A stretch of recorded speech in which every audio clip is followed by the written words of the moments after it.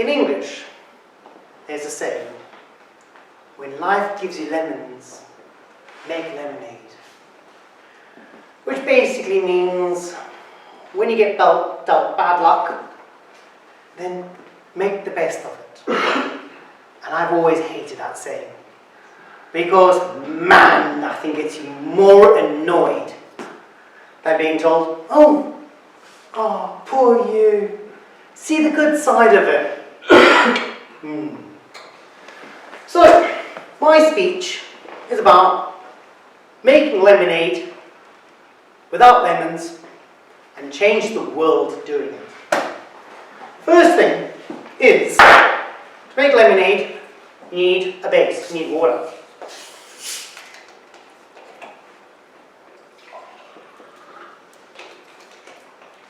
Secondly, you need the lemon. The problem with the lemon, this costs 52 cents, it's expensive.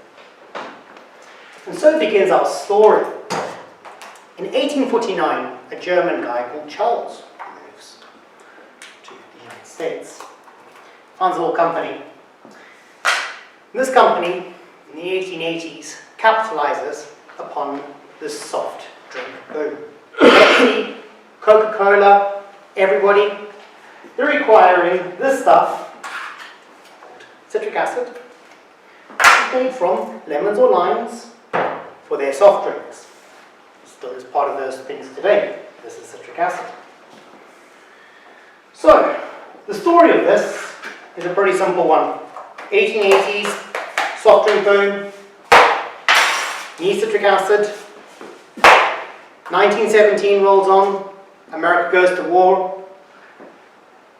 Crap. We can't be importing citrus fruits anymore. So they then go and get these two guys called James Curry and Jasper Cain.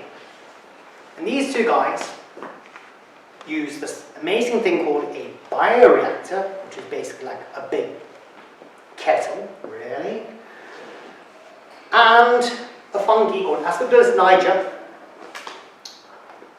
to make citric acid. This company, by the 1920s, is expanding a lot, making new products. By the 1930s, they no longer need the lemon at all. They've entirely used the fungi in a bioreactor to make citric acid. From there, they move on to other products, gluconic acid, vitamin C, and yeah, everything sounds really good. But we all know that that's a pretty boring story.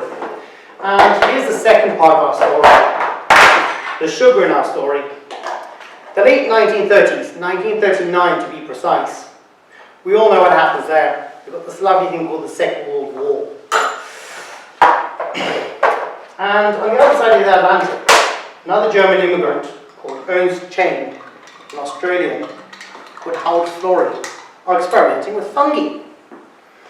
They're making this amazing thing called penicillin.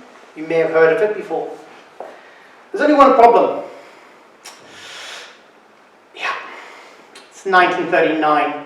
It's not the best time to be, well, looking for anything.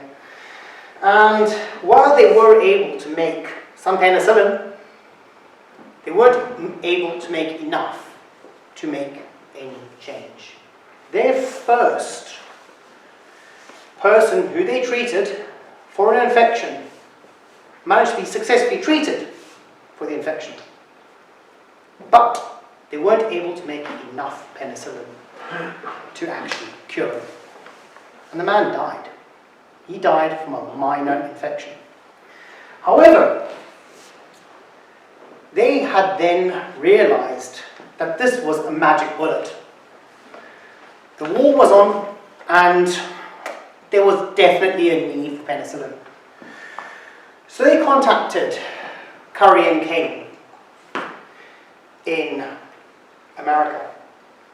And at this point in time, I think I should tell you, 1849, when Charles founded the company, his name was Charles Pfizer. We all know that they They don't really bother with lemons anymore, do they?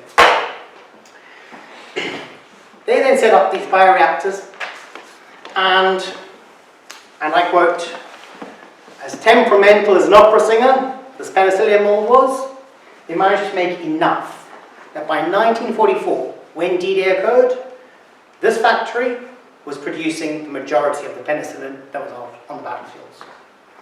So, what does this prove?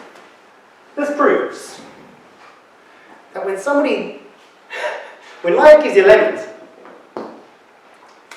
somebody can else can have it, you can have it, because I don't need it. Someone else can suck on the lemon. They can be as sour as they want. Because by creating your own solutions, you may not get the best option. This won't taste like all beautiful, all natural lemonade, but you know what? It'll be a palatable solution and will actually allow you to get on and just enjoy